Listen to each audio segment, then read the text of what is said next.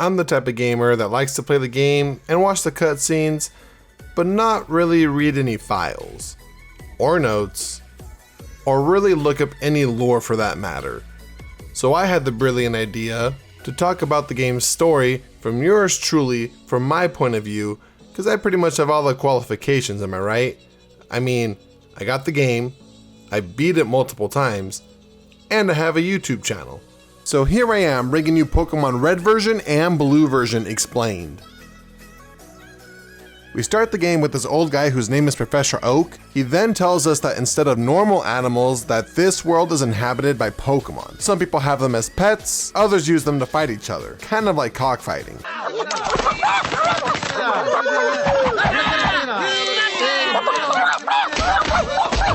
He then tells us that he studies Pokemon. We tell him our name, which I go with the usual. Then he shows us a picture of his grandson, and that he's been our rival since we were a baby. Although I'm not too sure how babies can be rivals.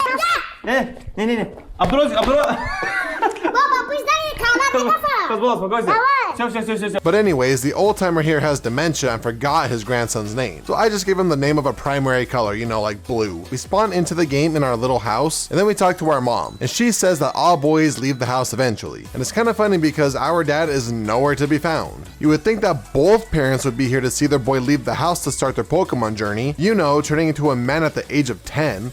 I am a man. And that's if we're going based off of the anime. 10-year-olds can get a beginner Pokemon from Professor Oak. I'm not really too sure because this game legit does not say his age, at least I don't think so. But I'm going off the age of 10. And it's funny because everyone here is all like, hey, you're 10 now, get out of the house and explore the world. And then everyone around the world is just kind of okay with 10-year-olds running rampant with Pokemon, when I don't even know what I was doing when I was 10. I was probably eating Lunchable Mega Packs and watching Digimon or Yu-Gi-Oh! But anyways, I start to leave the city like,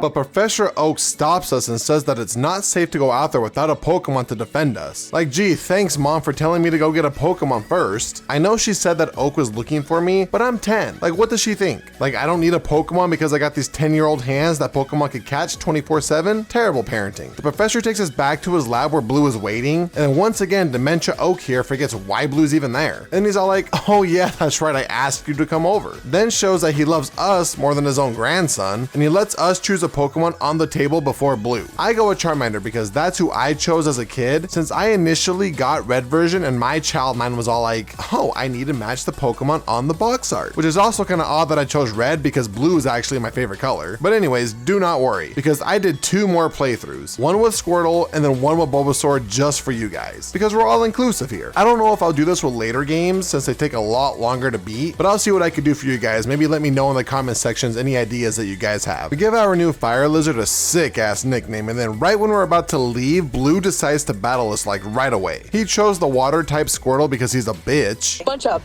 bitches. Choosing whatever type of Pokemon is strong against yours. But I beat him with Charmander and Squirtle and Bulbasaur.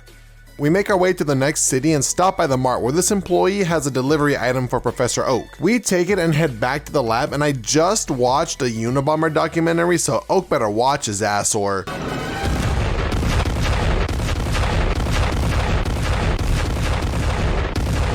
Nah, just kidding. It's a custom-made Pokeball. Blue comes in and the professor gives us a Pokedex. It's kind of like a virtual encyclopedia that stores Pokemon information. He wants us to complete the Pokedex to fulfill his dream of understanding Pokemon or some shit. But once I step out that door and into the wilderness, I immediately go from gotta catch them all to gotta beat them all. And I mean it, man. I'm out here to be the best goddamn trainer this side of Mount Silver. And I'm not gonna do that by completing an encyclopedia. So we go out, catch a Nidoran because he evolves into a straight savage. I name him Short King, and then I catch a Weedle. I'm not too sure why. Probably because he evolves into... Everybody know that's Big Dick B. I just level up my guys until I know I can conquer everyone in this forest, which I do, but then I also catch a Pikachu. Who's that Pokemon? It's Pikachu! It's Clefairy! And don't get too excited because it doesn't make the final cut. Pikachu may be the mascot, but he's trash. I also catch a Pidgey because I'm plotting a diabolical plan. Perfect. Yes, excellent.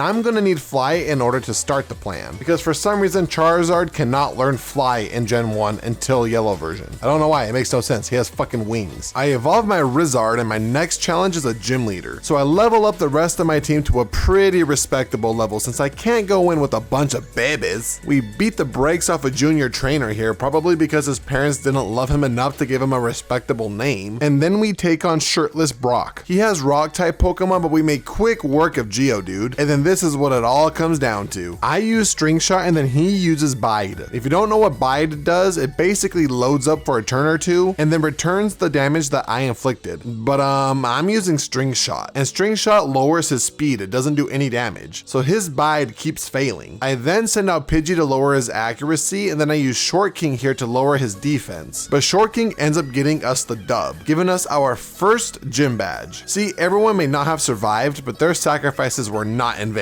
Some of you may die, but it's a sacrifice I am willing to make. When it came to my Squirtle playthrough, it really wasn't even a contest. I just spammed a bubble and ended up getting the dub. Bulbasaur was pretty much the same thing too. I just hit him with the Vine Whip, and I beat Brock very easily. But back to our main team, and we evolve our Short King and then spend $500 on this Magikarp because that salesman was very convincing. I normally charge $100, but for you, I'll throw in an egg laying set, childcare set, and an education set for only $300. How about it? I'll take it! I go into this cave and I run into a guy that says he's with Team Rocket and that they are gangstas. Gangsters, what's up, guys? Apparently they're there to get fossils, revive the fossils, and then sell them for money. We defeat more of the Team Rocket gang and get one of the fossils for beating this guy, so now we could carry out the plan that Team Rocket was thinking. We make it to the next city where I have a rival battle, and I have the equivalent of the Metapod versus Metapod battle from the anime. Metapod, hardened like his. Maximum hardness, Metapod!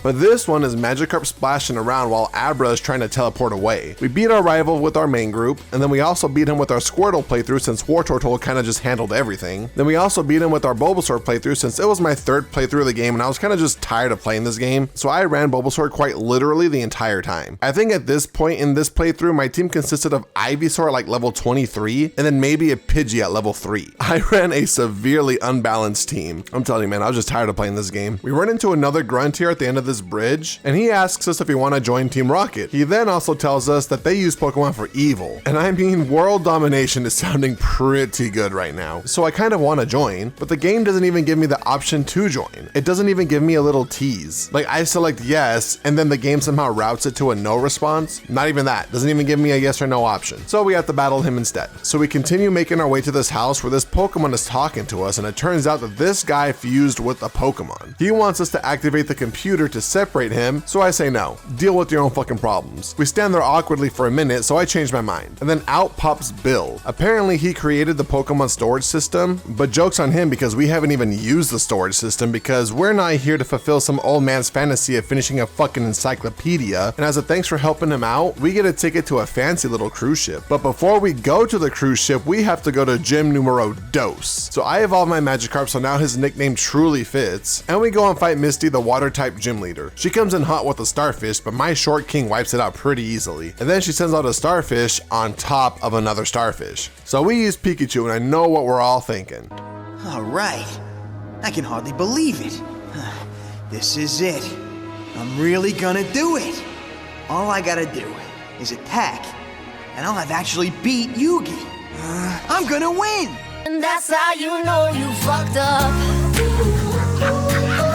I told you, man, Pikachu is not very good. So Short King comes and cleans up the mess, and we defeat Misty for our second gym badge. Misty was pretty basic with our Wartortle run because, you know, he's a water type and he kind of handled everything again. And Ivysaur here made Misty look like she belonged in a kindergarten league, man. It was sad. We make our way onto the SS San cruise ship and nothing really happens here. It's just a bunch of restless passengers wanting to battle, and I'm happy to kick their asses. We continue on until our rival comes out of nowhere again. We once again handle him pretty easily in every iteration of my playthroughs. Pikachus. How many times do we have to teach you this lesson, old man? And then we get to the captain's cabin and he's feeling sicko, so we rub his back and he pukes out his guts. After that, he says he's feeling a lot better and gives us the HM cut, which we can now use to cut down twigs in the game. We leave the boat.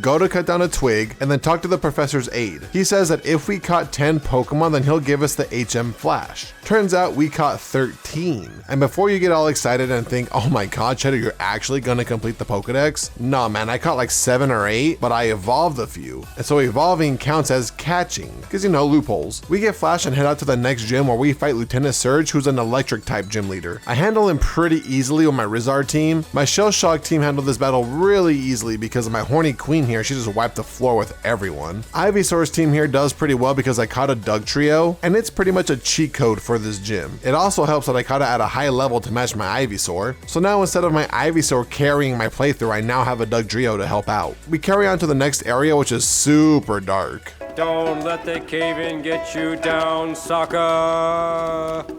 But we have the HM Flash, so Pikachu finally has a purpose. What is my purpose? You pass butter. Oh my god. Yeah, welcome to the club, pal. We just go through the cave battling people and then pop out the other side into Lavender Town. I quickly make my way to Celadon City because I need to cut down this twig. Talk to this girl who gives me the HM Fly. And now it is time to initiate my devilish plan. Perfect. Yes, excellent.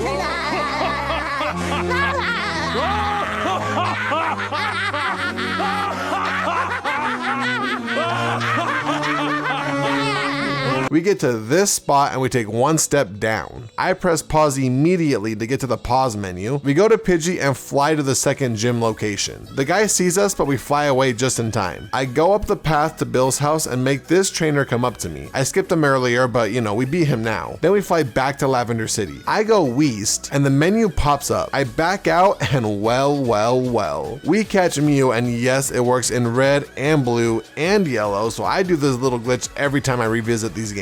Oh, and then I also got an Eevee and evolved it into Jolteon, so now we don't need Pikachu's trash ass anymore. Now our team is looking pretty complete. We got Rizard here, Destroyer, Sparky, and Short King. So we have room for one more, and I already know who it's gonna be. We go to the 4th gym and take on the grass gym leader Erica, and this should be a field day for my Rizman here, but he only knows Ember, which is a problem because that's the only fire move that he's known since like level 7, so it's not very strong. He's out here fighting for his life, trying not to die. I'm looking up and down my inventory like a potion is magically gonna appear to save my fire lizard's life, but nope, my fire type loses to a grass type. But thank God we got Uwu Mew here to kill our ace and we get our 4th gym badge. My Shell Shock run went pretty well because I caught a Vulpix, evolved it to Ninetales, and it took out Erica pretty easily. Venusaur's run also went pretty smoothly. I just used Venusaur to take out the Vileplume, and yeah, that was it. After the battle, we go to the casino and put it all on red, baby! $350,000.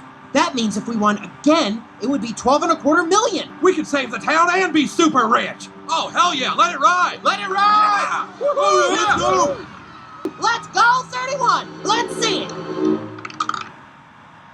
2 red, you lose.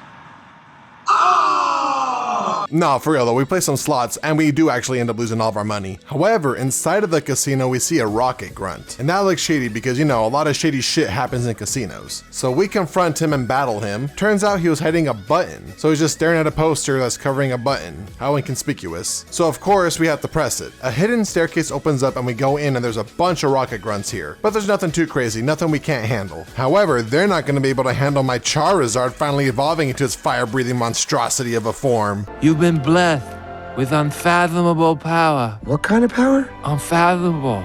It's without fathom. We eventually get to the end of this labyrinth where we run into this guy who's looking all snazzy and shit, looking like a mafia boss.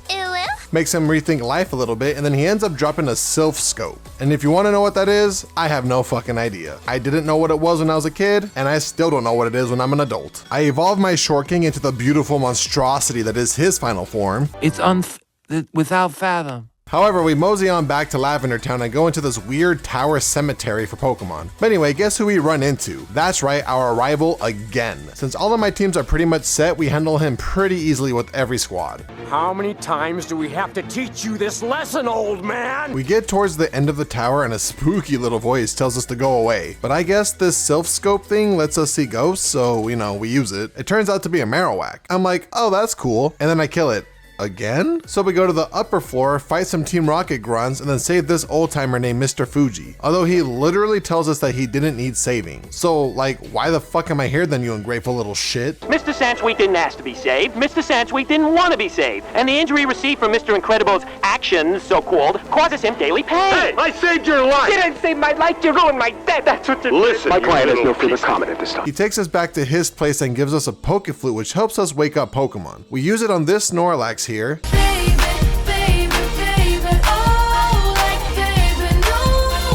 And then we catch it. Although in my blue version was Shell Shock, I'm trying to catch this fucking beanbag of a Pokemon, but I get a fucking critical hit and kill it. I'm like, okay, cool, relax, Cheddar. There's another one. There's 2 in this game. We have another chance. I go to the second one, lower its health a little bit, and then I think, oh, what are the chances I'll get another critical hit?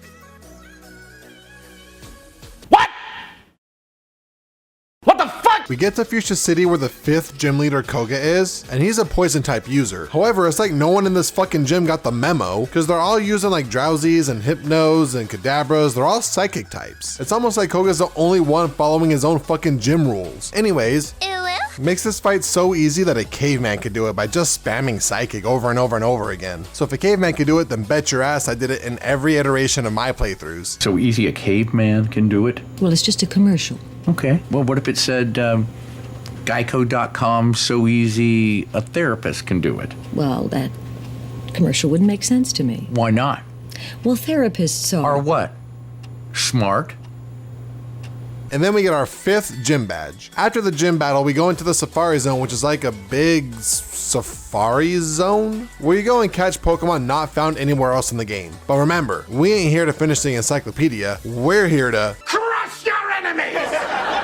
Grind their bones into dirt! So we go to the end of the Safari Zone and we find some gold teeth, and then we found a guy who gives us the HM Surf because we're 10 and we don't know how to swim because our dad never came back with the milk. We go back to Fuchsia City and give this guy his grill, and then he gives us the HM Strength in return because we're 10 and we don't know how to lift weights because our dad never loved us. I never knew my father! And now we make our way to the 6th gym leader. So the problem with the 6th gym leader is that Team Rocket has kind of taken over her city, and instead of, you know, doing something about it, she just sits in her gym all day. So it's up to the 10-year-old to go serve justice to the city like Batman. I don't sleep, I don't blink. Am I a bird? No.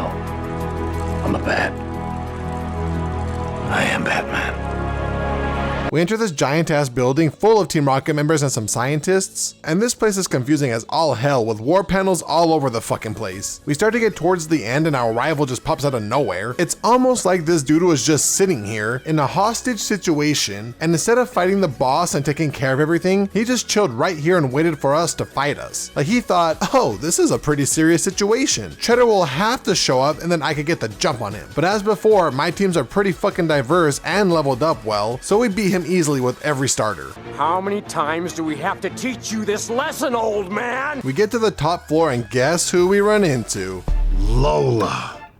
We meet again. That's right, we have to kick Giovanni's ass again. So we do that real quick and the whole gang just kind of leaves at once. We talk to the old timer who's the president of the company, and he gives us a Master Ball, and this bad boy catches any one Pokemon without fail. Now that Team Rocket is out of the way, we go and take on Sabrina, the psychic gym leader. And fun fact, I actually named my real life sister Sabrina after this game. No joke, my parents let little 7-year-old Cheddar name their daughter. And I was teetering between Misty and Sabrina, and thank God I chose Sabrina, am I right? So Sabrina is probably the toughest gym leader because the psychic types in this game are broken. They have next to no weakness, and the weaknesses they do have, the Pokemon are terrible. But my Charizard is a savage and handles her Alakazam. On my Shell Shock run, I used to take out Alakazam, although she literally just spammed recover. And the same thing in my Bulbasaur run. It was really odd, literally never attacked, just spammed recover. How much health do you need? So now that we took care of the 6th gym and got our badge, we're ready to move on to the Seafoam Islands. And it's home of a bunch of ice and water type Pokemon. So we swim using the HM Surf that we got, and I don't know how this happened, but on my blue version with Shell Shock, I slammed into the island, then ran up the side of it, and I actually ran into a grass type Pokemon Bellsprout just swimming around in the fucking ocean. But anyways, we're going through the island solving this little water current puzzle, and we run into the legendary Pokemon Articuno. I catch it, and that is officially the last member of my team. I'll need her for the Elite Four, so we make our way out of the Seafoam Islands to Cinnabar Island. We enter this mansion of a building, and the puzzle here is to press these statues, which will open up a previously locked area, but this will also lock a previously opened area. It's not very hard, just mostly time consuming. We get to the bottom floor where we find a secret key, and then we escape the mansion and use our new secret key to open up the 7th gym. So I'm guessing that the gym leader kind of just locked himself in the gym with him inside of it, and then left the key in a burnt down mansion. Once again, I don't get the reasoning behind it, but I guess that's just what it do. That's what it do, Yugi. This gym leader is Blaine, and he's a fire type user, so our destroyer makes easy work of him. My Shell Shock makes this a very easy fight in that run, and then in my Bulbasaur run I also use Gyarados to sweep him. We get the 7th gym badge and go back to Viridian City, which is the 2nd city that we visited. Remember, it had Oak's package at the mart. It was closed before, but now it's open. And oh my gosh, Giovanni is the 8th and final gym leader.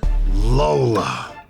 We meet again. But I mean, we kind of smoked him all the other time, so I don't really know what makes him think it'll be any different this time, especially since his ground team has the exact same weakness as Blaine's. So I use Mew to take out Nidoking/Nidoqueen, and then I use Destroyer to finish his ace. I use Shell Shock in this battle to make it easy in that playthrough, and then I use Gyarados again to wipe him out in Venusaur's run. So now that we beat him a 3rd and final time, I think we effectively disbanded Team Rocket, and we also got our 8th and final gym badge. That's right, a 10-year-old took down the world's biggest criminal organization. I hope our dad is proud out there wherever he is. So now we could go and compete against the Elite Four. But on the way, we run into our rival again, and as always, we beat him pretty easily in every playthrough and continue on to the Elite Four. How many times do we have to teach you this lesson, old man? They have little police officers demanding to see each badge to further progress down this path, so we flex on them showing all of our badges like we're Gary Oak out here and enter Victory Road. This is going to be the home stretch right before the Elite Four. There's nothing too crazy in here besides a few boulder puzzles and a freaking legendary Firebird. So of course I catch Moltres, although it doesn't make the team since I already have a fire flying type and I can't really get rid of my starter. That's just blasphemy. We get out of Victory Road and enter the final stopping point before the Elite Four. However, I already have 2 out of the 3 legendary birds, so I decide to go out and hunt the last one. We run into Zapdos' big beaked having ass, catch it, but once again I don't put it on our team since we already have Jolteon and I love Jolteon in this generation. Now it's time to fight the Elite Four. I handled the first Elite Four member, Lorelei, pretty easily with Sparky here. The problem with her is that she's an ice type user, but in this generation there's only like one pure ice type being Jinx, and I mean even then it's also part psychic. Oh wait, and there's also Articuno as well, but I already have Articuno, and you can't have 2 legendary Pokemon in the game. That's crazy talk. So the majority of her types are mixed with water. So I use Sparky for my main run. Then when it comes to my Blastoise playthrough, I also just use Jolteon for the majority of the fight. And then for my Venusaur run, oh look, I also used Jolteon. I'm telling you man, Jolteon is a beast. And then it won't have the same weakness to ice that Zapdos would have. For the second fight against Bruno, we don't talk about Bruno. He's a fighting type user, but he has some Onyxes sprinkled in there for some pizzazz. But just off the top of my head, he could have used a Primate here instead of using 2 Onyxes, but you know, once again, That's what it do, Yugi. In my main run, I used to take care of the fighting type Mons, and then I used Destroyer here to take out the Onyxes. In my Shell Shock run, I used Blastoise against the Onyxes, and then Mew again for the fighting types. In Venusaur's run, I did the same thing as my main run, except I used Venusaur here to fight Modchamp at the end for some reason. I don't really know why, but holy shit bro, I was shitting bricks. If you don't know, Fissure is a 1-hit KO move, but it has piss poor accuracy. So thank God he missed, or else my Venusaur would be dead. But we end up beating Bruno and moving on to the next Elite Four member. The third fight is against Agatha, and she uses ghost types, with some poison types sprinkled in. Well, technically the only ghost type in this game is the Gengar line, and they're all poison as well. So if anything, she's more of a poison type user, but we already have Koga for that, so I guess they just ran out of options and they're like, well, fuck it, here, have a ghost type. And then they found out I was attached along for the ride and they said, ah, shit, Well, just fuck it. Call him Pikel. Also, side note, I think Agatha and Oak used to be an item, but Oak is a man married to his work. He ain't got time for these hoes. It is just kind of crazy how Agatha brings it up and she still holds a grudge even though she's like 1 gajillion years old. She's old enough to remember when Omastar, Kabutops, and Aerodactyl were just roaming the earth, for Christ's sakes. I don't know, but that's the type of petty shit that I admire, I'm not gonna lie. It don't matter how many years went by, man, she's still petty about that shit. In the Charizard run, I use Short King and his Earthquakes. In my Blastoise run, I use Mew with Psychic, and in my Venusaur run, I use a combination of Mew with Psychic and Snorlax with Earthquake to beat her. The last fight is against Lance, and he uses primarily Dragon-type Pokemon. However, just like the Gengar line, there's only one evolution line with dragons in this generation, so he's pretty limited on what he can use, so they threw in a Gyarados and Aerodactyl on his team as well. I use Articuno in every run except for my Venusaur run. I'm not too sure why, but I called an audible and I taught Mew Ice Beam instead of just going the safe route with Articuno. Apparently, I was tired of playing it safe and needed to mix it up a bit. It works out in the end, thank God. So we beat Lance and he's like, oh, now you have to beat the current champ, and guess who it is? It's your rival. No why? No where? No way. No way. I know. Yes way. So we enter the last room where we fight our rival for the final time. What I notice about this Pokemon battle is that he will always have the same first 3 Pokemon, those being Pidgeot, Alakazam, and Rhydon. After that though, depending on your starter, the next 2 will either be Arcanine, Executor, or Gyarados, with the last Pokemon being his starter. Here you guys go, I put a little graph on the screen because I'm a visual person, and it can be confusing just listening to this explanation. So it looks like the order goes, whatever type matches your starter will be first. So if you chose Charizard, you'll fight an Arcanine. If you chose Blastoise, you'll fight the Gyarados. If you chose Venusaur, you'll fight the Executor. The second Pokemon will be the type that your starter is strong against. So if you pick Charizard, his 5th will be Executor, Blastoise will be Arcanine, and Venusaur will be Gyarados. Then the last Pokemon is his starter, the one that your Pokemon is weak against. I also noticed that this game is a lot easier than I remembered, because as long as you have the type matchup, then you're good to go. Look at my Venusaur run. My Jolteon is 20 levels lower, but I win because I have the type advantage. We defeat our rival, so now we're the brand new Pokemon champion. Oak shows up and just rips into our rival, saying how he came to the Elite Four when he heard that his grandson was the champ, but that he lost to us before Oak could even get there in time. After belittling our rival, he praises us like the father we never had. He then puts our team into the record books, and I hope our father is proud of us now. Hey, Dad, look at me. Think back and talk to me. Did I grow up according to plan? Then Oak yells at us for not catching enough Pokemon. Lol, lol, lol, lol. Oopsie whoopsie.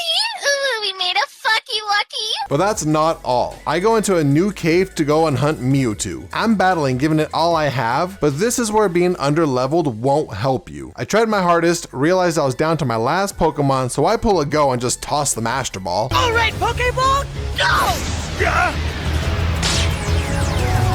And that is the end of the game. I mean, you could go around and continue catching all the Pokemon to fill the Pokedex, but all you get is a little fucking diploma, and I ain't got time for that. I got my diploma in real life, which I realize is just as useful as the one in the game. And that is gonna be it for me, guys. So for future Pokemon games, I'm thinking of doing 1 playthrough for both versions. So 1 playthrough for Gold, 1 for Silver, just to show the differences between the versions, but not 3 playthroughs of them for each starter like I did with this one. Then for the 3rd version, like Crystal and Emerald, I'm thinking of doing a run with all 3 starters. But let me know what you guys think I should do, and I'll take that into consideration. And as always, I wanted to thank you guys so much for the support. Hopefully you guys like this. I was kind of hesitant to do a Pokemon one, but you know, it works out. I liked it. Hopefully you guys did too. So I will see you guys next time. Have a good one.